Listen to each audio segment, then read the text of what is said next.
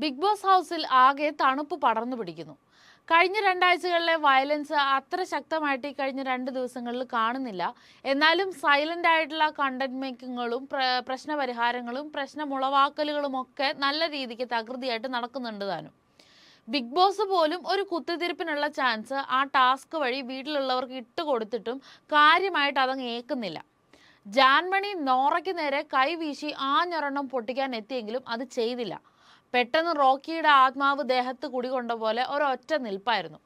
പക്ഷെ ആ അടിയെങ്ങാനും നോറയ്ക്ക് കൊണ്ടിരുന്നെങ്കിൽ പിന്നെ നോറയുമില്ല ജാൻമണിയുമില്ല ആ വീട്ടിൽ. നോറ ആശുപത്രിയിലും ജാൻമണി ജയിലിലും ആയേനെ.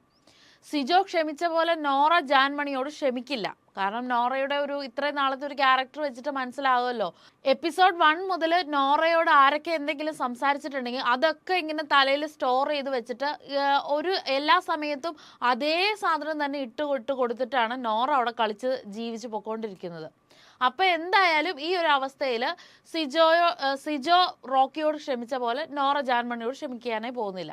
എന്തായാലും ബിഗ് ബോസ് ഒരു ലാസ്റ്റ് വാർണിംഗ് കൂടെ ജാൻമണിക്ക് കൊടുത്തു. ഒരു ലാസ്റ്റ് വാർണിംഗ് കൂടെ എന്ന് എടുത്തു പറയാൻ കാരണമുണ്ട്. ഇത് 1, 2, 3 തവണയല്ല, ഒരുപാട് വാർണിങ്ങുകൾ ജാൻമണിക്ക് നിലവിൽ കൊടുത്തിട്ടുണ്ട്. ജാൻമണിക്കെന്ന് മാത്രമല്ല, ബിഗ് ബോസ് ഹൗസിൽ ഒരു 2, 3 തിരഞ്ഞെടുക്കപ്പെട്ട ആളുകൾക്ക് ഒരുപാട് വാർണിങ്ങുകൾ ബിഗ് ബോസ് കൊടുക്കുന്നുണ്ട്. അത് പിന്നീട് അതിലേക്ക് ഒരു തിരിഞ്ഞു നോക്കലുകളൊന്നും ഉണ്ടാകാറുമില്ല. പക്ഷെ അതിൽ വലിയ കാര്യമൊന്നുമില്ല. ഈ ലാസ്റ്റ് വാർണിംഗ് കൊടുത്തതിൽ വലിയ കാര്യമില്ല. ജാൻമണിക്ക് അത് ഒട്ടും ഏശിയിട്ട് പോലുമില്ല.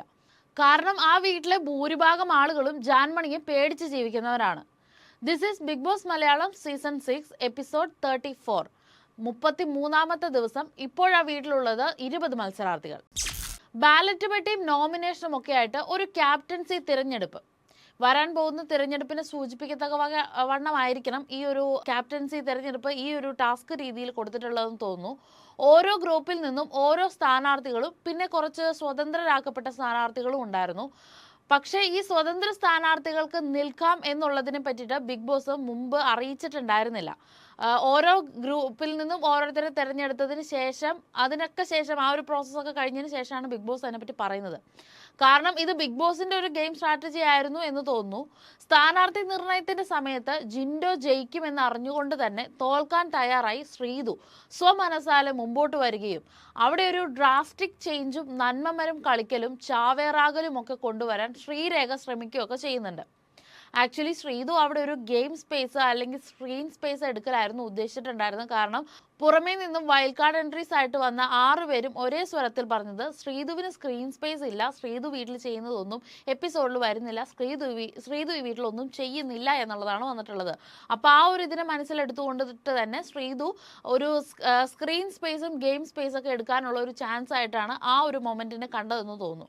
പക്ഷേ ശ്രീരേഖ ഒരു കാരണവുമില്ലാതെ ശ്രീതുവിന്റെ പ്ലാൻ പൊളിക്കാൻ മുമ്പോട്ട് വന്നപ്പോൾ ബിഗ് ബോസ് അതിൽ കോപിഷ്ഠനാവുകയും സ്വതന്ത്ര സ്ഥാനാർത്ഥി എന്ന അവസരം ശ്രീതുവിന് തന്നെ കൊടുക്കുകയും ചെയ്തു. ആ ഒരു സമയത്താണ് സ്വതന്ത്ര സ്ഥാനാർത്ഥി എന്നുള്ള ഒരു ചാൻസ് അവിടെ ഉണ്ടെന്ന് പറയുകയും ശ്രീതു അപ്പോൾ വീണ്ടും സ്വതന്ത്രനെങ്കിൽ സ്വതന്ത്രൻ എന്നുള്ള രീതിയിൽ വീണ്ടും ആ ഒരു ചാൻസ് യൂസ് ചെയ്യുകയൊക്കെ ചെയ്യുന്നത്.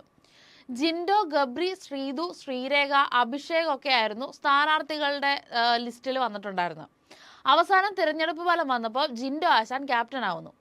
തിരഞ്ഞെടുപ്പിന്റെ സമയത്ത് കുറേയേറെ വാഗ്ദാനങ്ങൾ നൽകിയിട്ടുണ്ടായിരുന്നു ജിൻഡോ, പ്രത്യേകിച്ച് ജിൻഡോയുടെ ഗ്രൂപ്പ് മെമ്പേഴ്സിന്.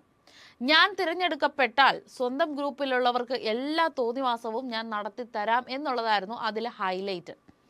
ആരും പേടിക്കണ്ട, നിങ്ങൾക്കൊക്കെ ഇവിടെ സ്വൈരവിഹാരം നടത്താം എന്നൊക്കെയായിരുന്നു അദ്ദേഹത്തിന്റെ വാഗ്ദാനങ്ങൾ. പക്ഷേ ഫലപ്രഖ്യാപനത്തിന് ശേഷം ഇതൊക്കെ ആശാൻ മറക്കാൻ സാധ്യതയുണ്ട്.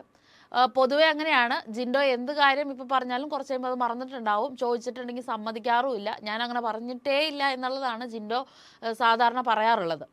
ജിൻഡോയുടെ കാര്യം പറയുമ്പോൾ ആ വീട്ടിൽ കഴിഞ്ഞ കുറച്ച് ദിവസങ്ങൾക്ക് മുമ്പ് ഭൂകമ്പം പോലെ വന്ന് പിന്നെ ഒരു ഓലപ്പടക്കം പോലെ പൊട്ടിപ്പോയ ഒരു good touch bad touch problem വീണ്ടും മറന്നേക്ക് പുറത്തു വരികയാണ്.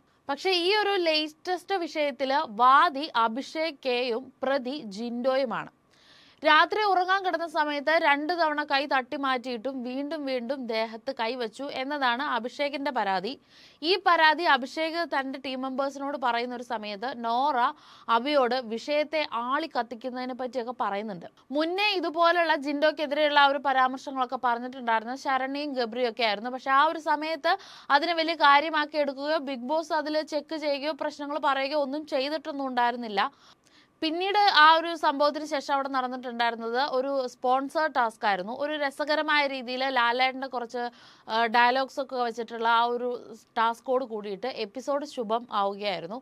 പക്ഷേ മൊത്തത്തിൽ വലിയ രീതിയിലുള്ള കാര്യങ്ങളോ അനക്കങ്ങളോ ഒന്നും ആ വീട്ടിൽ നടന്നിട്ടുണ്ടായിരുന്നില്ല. ആളി കത്തി വന്ന സാധനങ്ങളൊക്കെ അങ്ങനെ തന്നെ അണഞ്ഞു പോവുകയേ ചെയ്തിട്ടുണ്ടായിരുന്നുള്ളൂ. ഒരു തീപ്പൊരി പോലും ബാക്കി വെക്കാതെ അങ്ങനെ തന്നെ പോയിട്ടുണ്ടായിരുന്നു. ഇനി വരുന്ന ദിവസങ്ങളിൽ ഇപ്പോൾ ഈ ജിൻഡോയുടെ ആ പ്രശ്നവുമായിട്ട് ബന്ധപ്പെട്ടിട്ട് ഇനി എന്തെങ്കിലും ഇഷ്യൂസ് ഉണ്ടാകുമോ എന്നുള്ളത് നോക്കിയിരിക്കണം.